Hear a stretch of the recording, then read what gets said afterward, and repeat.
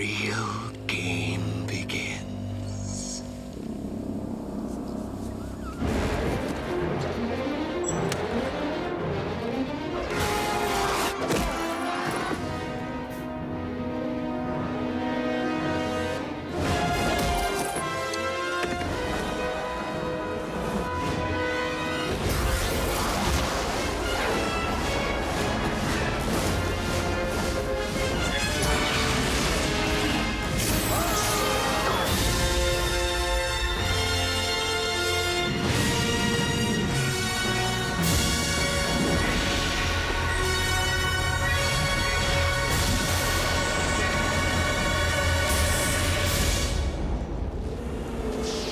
Riddle me this, riddle me that.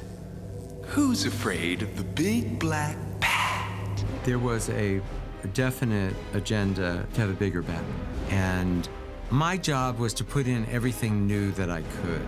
I guess the feel, the mood was a bunch of grown-ups as it's Halloween. We get to do whatever we want because it's a magical world. It's one of those strange, once-in-a-lifetime experiences. It was such a different feel, from the first two movies. I think that when people saw, they were doing the Riddler and stuff, and it just had a different look to it. And I think people were really excited when it was coming out. Bob thought that because the second one was perhaps in moments a little too dark, then the third one should be a little more upbeat, not like the television show by any means, but a little bit more lighter, brighter than the second one. The movie was bigger and more welcoming than we remember, because now we see it in the context of history. But it was a kind of spectacle, and a kind of spectacle that touched for a second what people seem to be hungry for.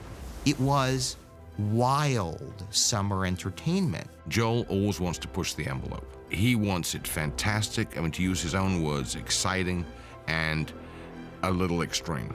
Now, you look at it today, you wouldn't think twice about it. At the time, it was a little on the edge. It was sort of like Saturday Night Fever on acid.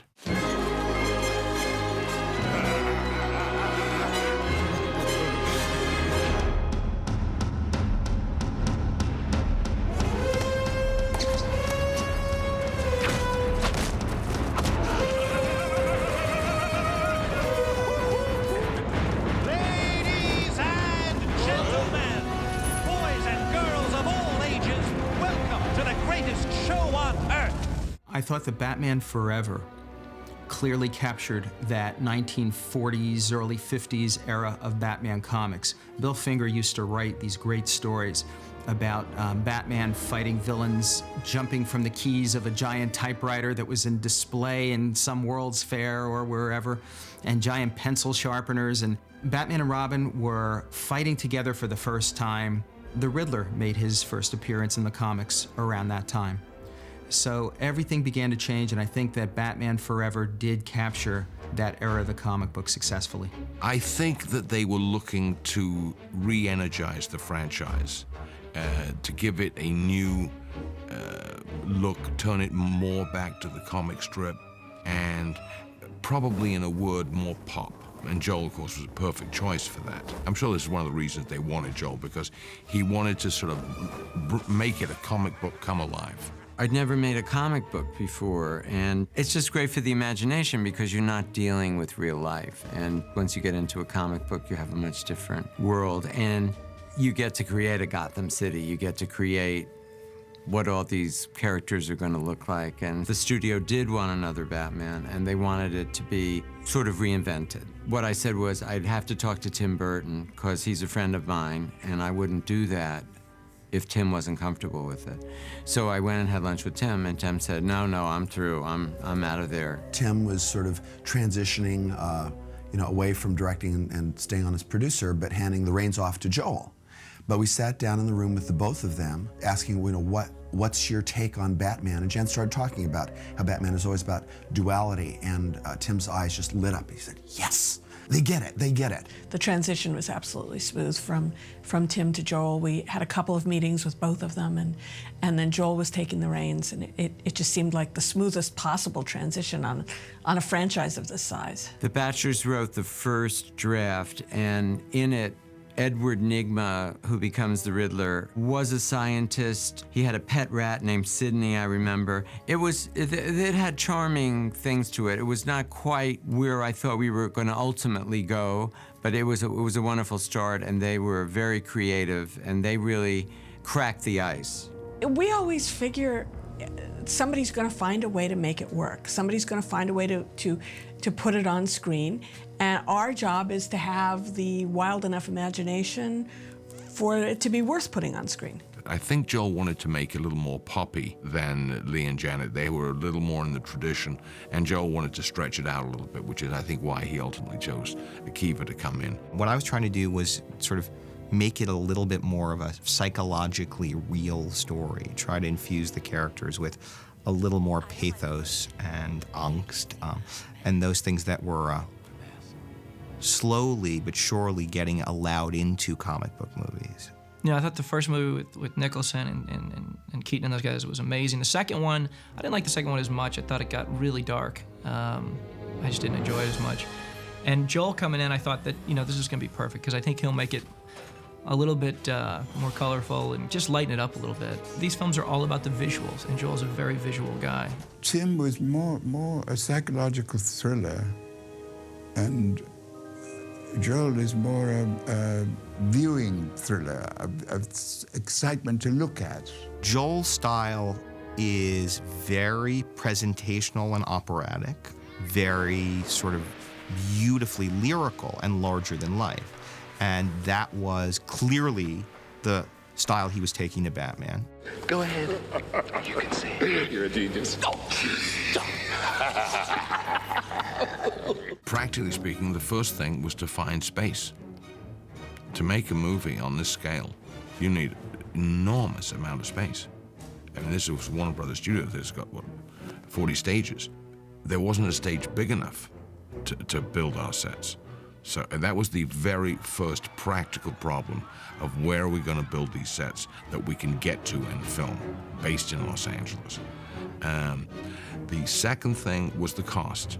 It was critical. When I first started the film, I thought I was going to make it with Michael Keaton. When Michael Keaton fell out, I had just seen Val Kilmer in Tombstone, and I thought he was fantastic in it, and I thought he would be a great Batman. Michael didn't feel that he wanted to continue. Same thing again, sort of like Tim, that he'd done 2 big Batman movies, and he wanted some change in his life. He dabbled with maybe coming into the picture, maybe not.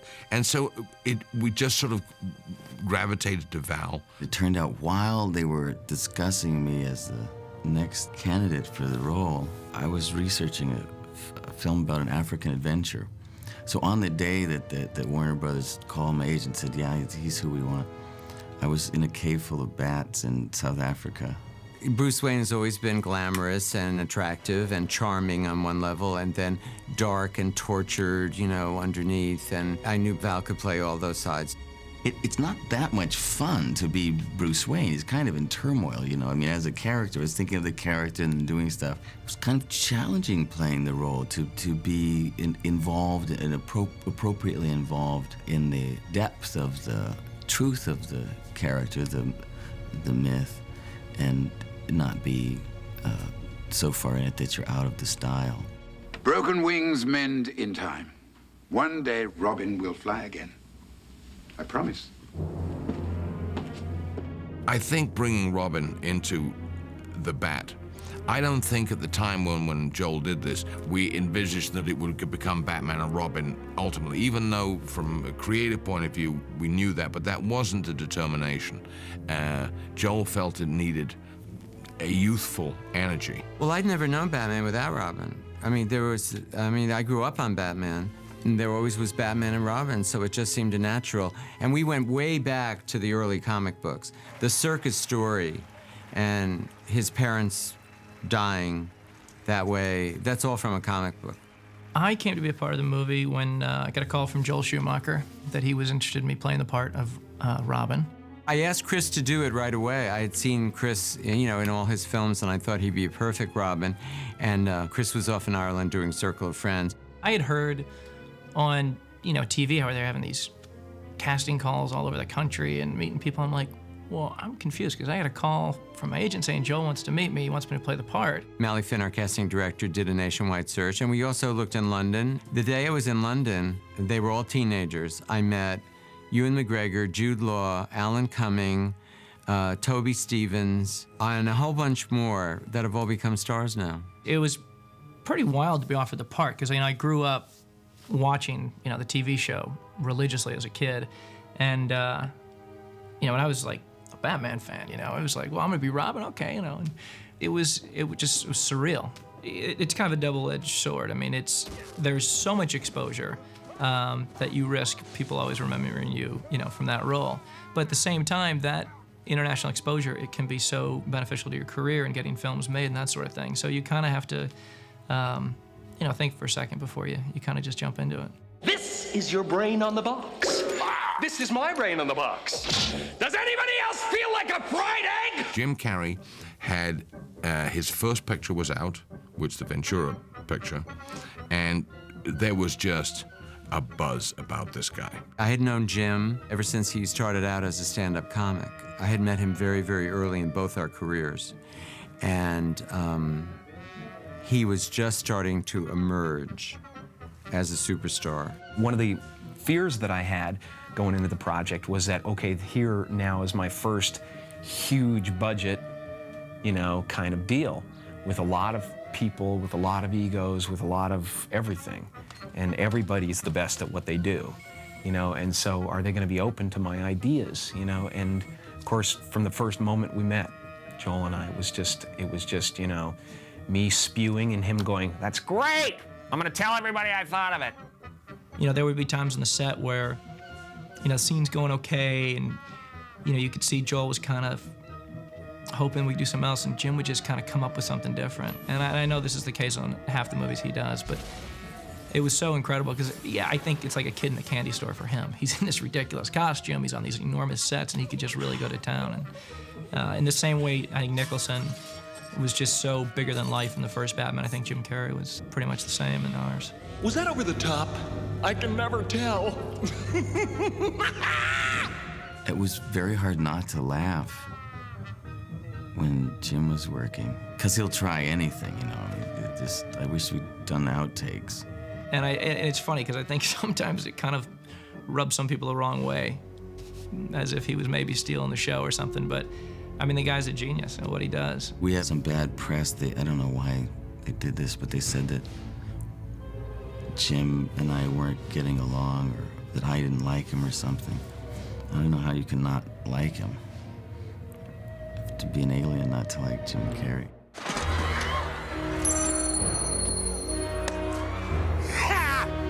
Our kind of day. Yeah. Joel and I are sitting around, and I said, well, you know what? Tommy Lee Jones could play this role. Harvey Two Faces would be perfect for him.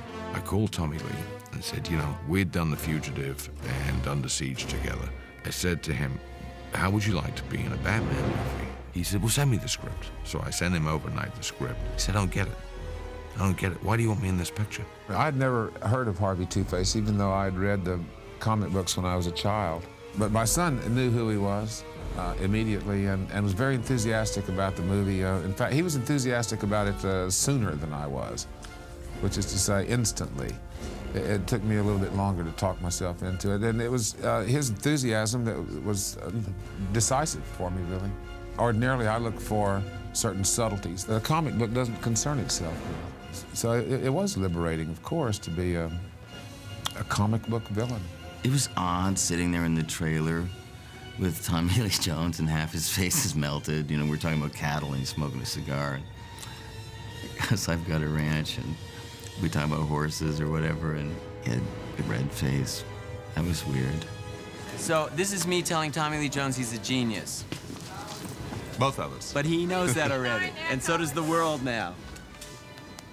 Bruce, who is this beautiful young woman you're with? Dr. Chase Meridian. A doctor?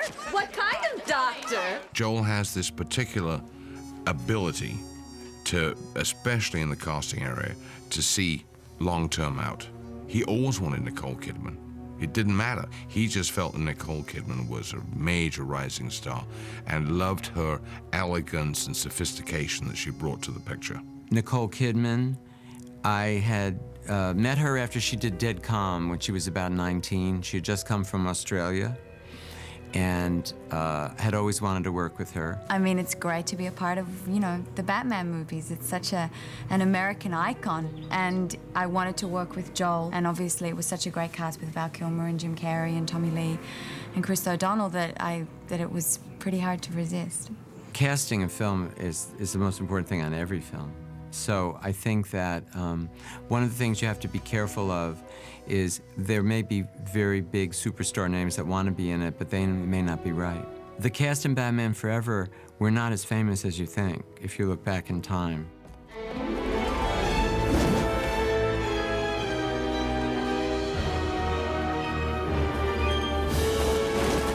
Pre-production is a long period on a Batman, between around 10 months. So the design phase is an extensive phase. I mean, our art department was massive, no question about it. It's one of the most expensive things. Everything in the place is made to order. And so the design and the manufacturing stage is the biggest part of the movie.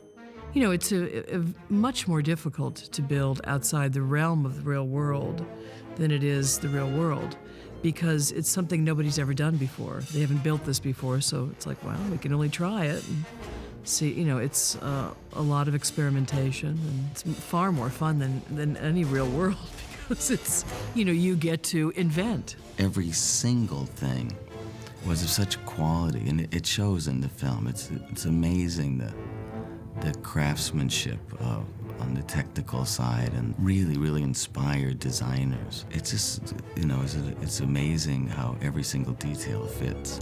It's big. I mean, it's like the best of every department coming together on something that they don't have to take incredibly seriously, you know, that they can really be creative and fun with. And that's the exciting part for me. The pressure doesn't come from the complications in the character. It comes really from the magnitude of the movie. The sets are enormous, and some of the mechanical aspects of those sets, the moving parts, are potentially unwieldy. You know, the challenge really came from living with and maintaining this enormous scale. Every day was fun. It was just, it's crazy, but also it's such a spectacle. Every set was amazing. Just when you thought after, I don't know, a month or two in Gotham City, figure you've seen everything, and then there would be the circus scene or something else, and it was extraordinary. Lighting is part of the design of the movie. There are flashing and twirling lights. We photograph our own lights in the picture. I mean, it's part of the set. I mean, it's incredible. And you totally buy it. Hundreds and hundreds of shots, so you can see the lights that are actually lighting the set. It was fun to go to work every day. We were creating, you know, our own world. Brilliant, imaginative, creative people around. I try to have a lot of laughs on the set. We certainly had a lot of visitors. Everybody wanted to come and visit. I really wish that my kids would have been around when we were making it, because my nieces and nephews came to visit the set, and there was something about putting that suit on, and, you know, it just made you want to, you know, be a superhero, you know, and you really, like, you kind of bought into it. And when kids would come on the set, it was unbelievable. I mean, they would literally be speechless. I would sort of try in the first couple of weeks when I was in the bat suit to entertain the kids, and I'd goof around with the cape, and the kids go into a trance in front of the bat suit. It's amazing to watch, because particularly with the boys, they just get completely entranced by this costume. They don't need any entertainment at all. So after a while, I would just stand there like I was in the Wax Museum. When a kid meets an actor in a Batman costume, he's met Batman. It isn't an actor that's Batman. And so that's part of the thrill of it, part of the wonder of it. Bob Kane, the man who created Batman. Hi. I wouldn't have this job if it wasn't for him. Attaboy. Bob spent a great deal of time on the set, and he had his chair with his name on it sitting right next to Joel. So they had a very nice relationship. That was good to see. I would say he came once a week, which was great. And he was a lot of fun. He had a great sense of humor. I think I'll be your publicist, Joel. Oh, this is great. Did you sign it for me? Well, of course I signed it. Do you know how to read? I loved talking to Bob Kane. He said that he liked what I did a lot. It was nice whenever he said it. He said it a lot, so So it's easy to go to work, but my head would swell inside the bat suit. We went to a comic convention in San Diego, I think it was, with him. We said, well, you want to come? He said, sure. It was like walking around with a god. Victory is inevitable. For if knowledge is power, then a god am.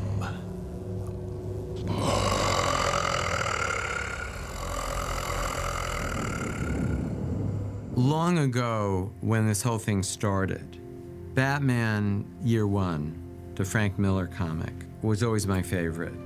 And I was always hoping that I would do that one. There was no desire to do that the first time around, and there was definitely no desire to do that the second time around. Batman Forever and Batman and Robin often now get squidged together, but Batman Forever is darker than Batman and Robin. It is a retelling of the origin story in a way that attempts to take a little bit closer look at the psychology of young Bruce Wayne and how he became older Bruce Wayne. There's a piece of the movie that isn't in the final cut, but which is strangely the narrative component that the story was built around. All the way throughout the movie, there are these images, there are these recurring images of this book, this mysterious book. And in the movie, when the book is revealed to be Bruce's father's diary, it simply says, he'd written in it every day of my life, but now he'd never write in it again. At that moment, I knew my life would never be the same. In the screenplay and in the movie that we shot, there is a very different center of the movie where he opens up the book and the last entry is, Martha and I want to stay home tonight, but Bruce insists on going to see a movie. And so the idea was that somewhere Bruce remembered and had repressed his fantasy that this was all his fault. That if he just hadn't made them go see a movie that night, they would never have been out and they would never have been killed.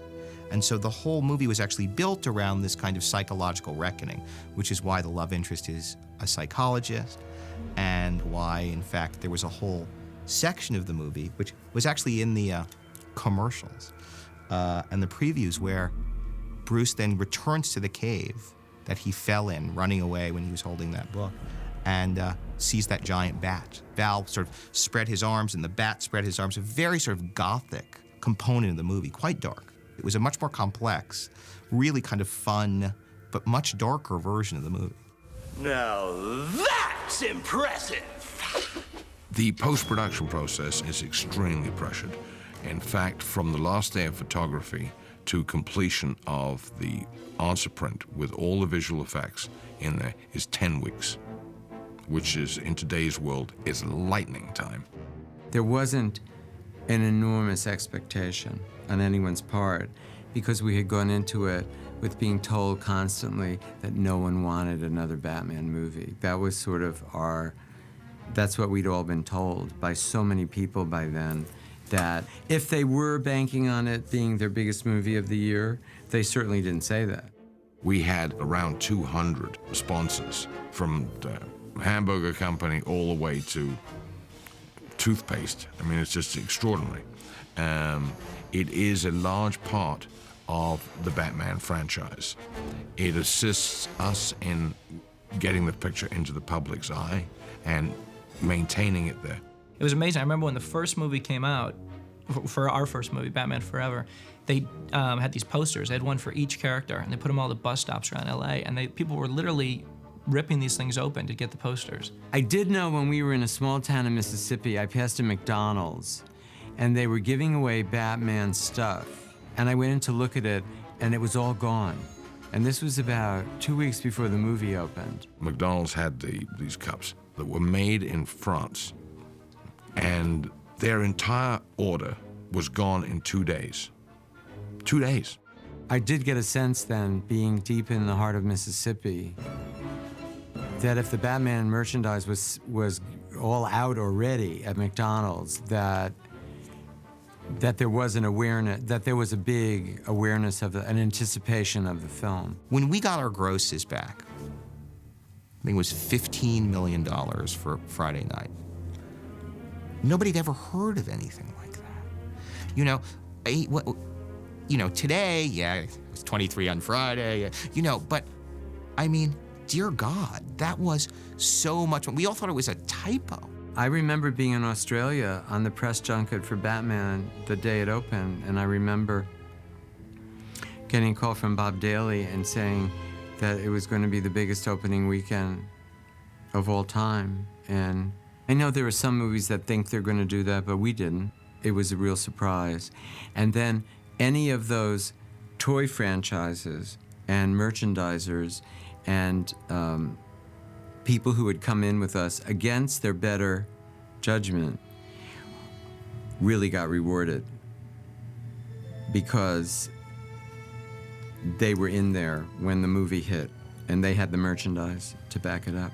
There are very few films that reach that many people.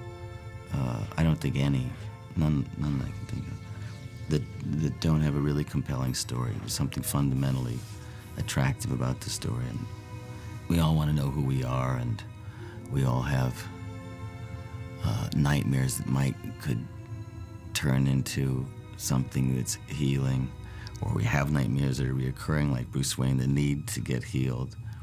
And it's really well made story. Everybody was generally very happy to have a new style of the franchise. We delivered what we agreed to deliver. The success of a movie doesn't really happen to you. You just sort of someone tells you about it, or you are aware of it. Your whole experience with the film is really finished when you hand it in. It's like raising someone else's child. You have to give it back after a while. The truth is, it's your movie while you're making it, but it really belongs to the movie studio, and ultimately it belongs to the public, because that's who you really made it for. It was a great experience, and an a really unexpected success. I mean, I thought some people would go to see a Batman movie, but I didn't know we would have the success we did.